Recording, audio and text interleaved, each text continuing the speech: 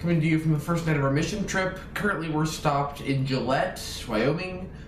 We're traveling between my parish in Parker, Colorado, and Ashland, Montana, where we're going to a mission trip to work on the Indian reservation there. So I've got a couple quick thoughts for you tonight on pacing yourself in the spiritual life. Because a mission trip like this is a very good analogy for our own lives. We're called to be missionaries, disciples, and pilgrims in our own lives. So a mission trip is a very good time, at least in these journeys in between our beginning and our destination, to reflect upon our own lives. And so we're stopping here tonight because the trip is too long for our drivers to make in a single day. We have to be there by about noon tomorrow morning. So we're pacing ourselves. We're pacing ourselves for the journey. And that's really important in our spiritual lives too. Whenever we're taking up a new devotion, or we're starting a new project that we think God's calling us to, or anything like that. Or if we're trying to improve our prayer life, or even start up our prayer life into a much fuller sense. We need to pace ourselves if we want to have success. So if I go from praying over meals and maybe saying a single Our Father at night, to trying to say a rosary every night, every day of the week, as well as a morning offering, liturgy of the hours, the whole 9 yards, in a day, go from very little to that, then I'm not going to have much success. It's too much too fast. I need to be able to pace myself in the spiritual life, to slowly go, not too slowly, but at a pace that I can adapt to. Go from where I am to where I want to be.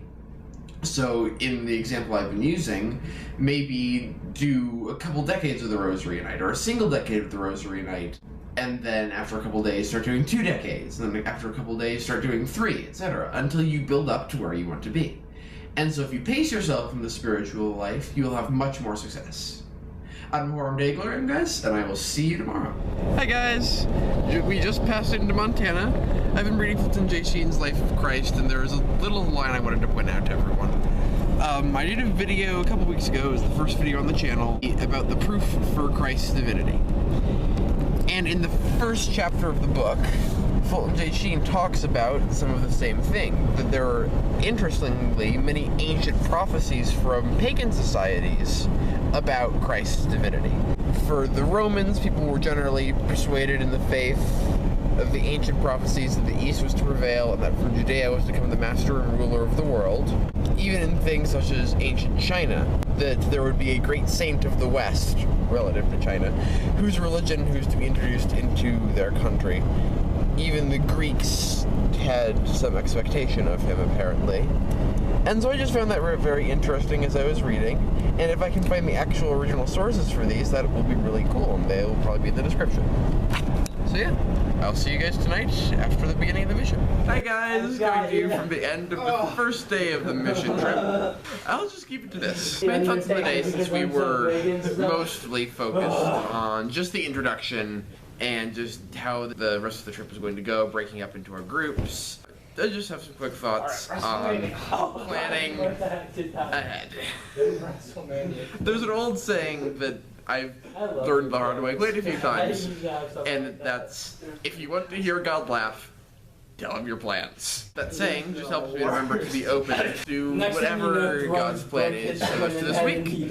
So I'll check in with you guys tomorrow. Oh, that hurt. Bye! Hi guys, coming to you from the evening of the second night of the mission trip.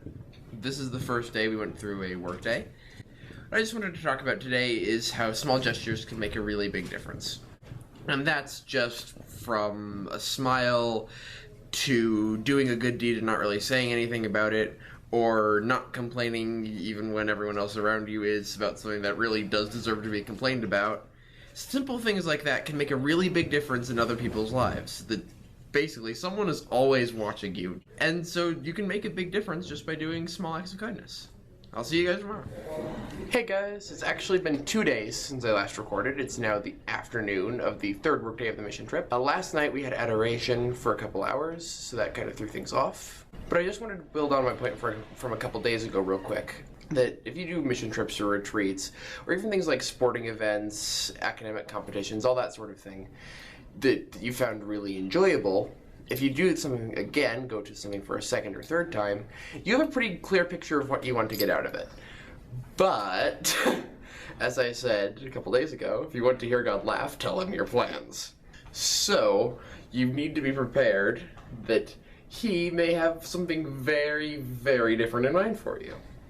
Anyways, I'll see you later tonight for more recap of today. Hi guys! It's not Wednesday night, it's Thursday afternoon. Last night we had reconciliation and a laying on of hands with the circle from my youth group. So we stayed up much later than the usual closing time, and so I didn't really have time to record last night. Sorry about that. But what I was going to say last night, what I will say today, is to talk about Saint Kateri Tekakwitha. She is the first canonized Native American saint and was born in the mid-1600s. At that point, the colonial settling was occurring, and so you had the epidemic of smallpox. It left her an orphan, blind, and with horrible scarring across her face. At age 20, thanks to the work of missionaries, she was converted into the Catholic faith, but she was not supported by her family or her tribe or the culture in general. So she was forced to flee to Canada at age 20, where she served and ministered there with the Jesuits until she died at age of 24. And so, for one, it was her feast day on Tuesday, and we're serving in the Ashland Indian Reservation, so there's two connections there. But then also, she is a very important saint for our time. She was canonized actually very recently, in 2012. Think of your own life. We're currently in a culture that does not really support many, many parts of the Christian and particularly the Catholic faith. She gave up everything. St. Kateri gave up everything to serve the Lord, to follow her faith, and to minister to the poor. Speaking of which, one of the things I've really been learning on this mission trip is that we in America have been ignoring our poor. The poor in America are invisible. Not just the poor in cities, but particularly the extreme poverty, the extremely broken communities that are found in Indian reservations. Before I went on this retreat, I was not really conscious of their situation at all. It's not talked about here in America. It's not talked about at all. And that needs to change. Because we are ignoring the people with the biggest crosses in our society. They have every problem that everyone else has. Poverty, broken families, alcohol abuse, drugs, suicide, poor schools, not enough opportunities, particularly on the reservations where there's almost no businesses at all. But these burdens are much, much larger on their communities than most other communities across the country. And to the rest of the nation, they are invisible. And that needs to change.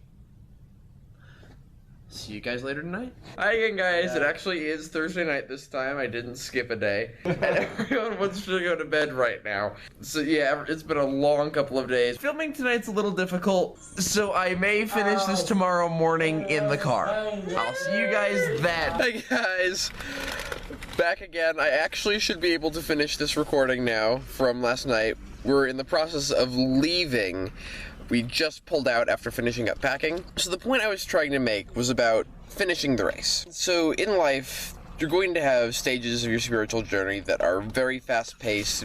It's been compared, especially in scriptures, to a race.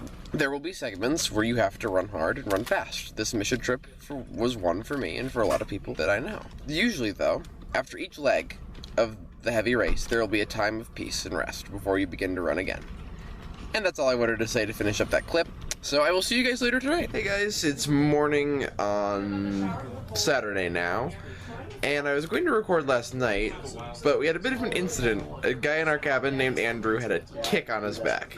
It actually got me thinking, because one of the other members of our group, after seeing that, because we live in Colorado and usually don't have to deal with ticks, one of the other members of our group got a little scared and a little freaked out and started theorizing about where ticks could be, what would happen if you got bitten by a tick, all that sort of thing. And it made it difficult for him and for the rest of the room to sleep and accomplish what we were here to do. But so this just got me thinking that the same thing can be true of temptations and trials in our lives. That compared to God's love and mercy, we can get stressed out over some pretty small things. Temptations in particular, that have a lot of power over us if we try to face them alone, but with God's help, they are small and powerless. But if you let your fear of them control you and control your actions, then it makes it far more difficult to achieve what God wants you to achieve. Those are just my thoughts on that. I'll hopefully see you guys tonight or tomorrow morning. Hey guys, we're on our way home, headed back to Parker. See you guys there. You know you're Catholic when you're rocking 90 miles an hour down a highway in Wyoming, trying to get to Mass about 150 miles away. See you there. Hey guys, just got out of Mass a couple hours ago. We're nearly back in Parker. Just wanted to talk a little about the readings from Mass. Does it ever feel like to you guys that the scriptures and the Mass readings kind of follow you around some weeks? Because sometimes it does for me. So the readings of the Sunday that we had left on was about Jesus sending out the 12 apostles, giving them the power of the Spirit to cast out demons and perform healings and miracles, etc. And that was the week we were leaving to go on the mission trip. And then the Sunday afterwards, the Sunday after we're finished, today, the readings were about the 12 returning and Jesus saying for them to take time to rest and reflect. Which I found actually really interesting because it followed this trip well as the point I made yesterday or the day before about some times of work and some times of rest. And so I'll be doing some reflection on this trip and may share some of that as well at some point. But I believe this will be the last of the logs from the trip itself. So, see you later. On Horum Dei Gloria. We're back!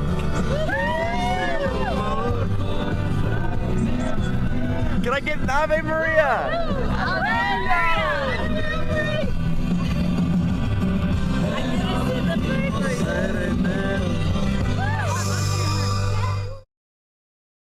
But wait, there's more! I'm just going to go over my thoughts and reflections on the mission trip as a whole real quick. But first, I did look up the sources for that passage in Fulton J. Sheen's Life of Christ, and everything checks out. The most interesting one was the Chinese prophecy. After a lot of research, I traced the original back to the work of a French missionary priest named Évariste Houck, who was translating various annals and histories and records in China around the 1850s when he found the passage that Sheen quotes. As it turns out, the emperor at the time of the prophecy, around 65 AD, sent out some of his high officers to find this rumored savior, and as they passed through India, they found Buddhism, and thought they had their answer. This is a trend you see across all of the prophecies. The Greeks thought they had found their fulfillment in Prometheus, and the Romans, they thought that their prophecies about the Jews referred to the Emperor Vespasian. Little did they expect the King of Kings, who was born in a feed trough and died upon a cross. Now for my thoughts and reflections on the mission trip. Of course, going on a trip like this has made me much more appreciative for the many, many blessings that God has given me. Moreover, as I mentioned in one of the previous clips, I learned a lot about poverty in our culture. That in the worst cases of it, the people close to us who most need our help, we are blind. The Native Americans suffered under the people and under the government of the United States in the past. But now in the present, they are invisible to us. We have forgotten them completely. And that needs to change. But there is something even greater than that, which I was reminded of as I returned to a normal routine at home. The critical, fundamental difference between the church and the world. Our modern culture tells us to find self-fulfillment in whatever makes us feel good. But the church calls us to self-sacrifice, to do what is holy and true, no matter how it makes us feel. That is the call to arms we all must follow, the rallying cry for the Lord. Thank you very much for watching, everyone. As always, leave a comment if there's something you'd like to discuss, and if you'd like to see all of the bloopers from the entire mission trip, there'll be a link for that down in the description. Ad Mahorem Dei Gloriam.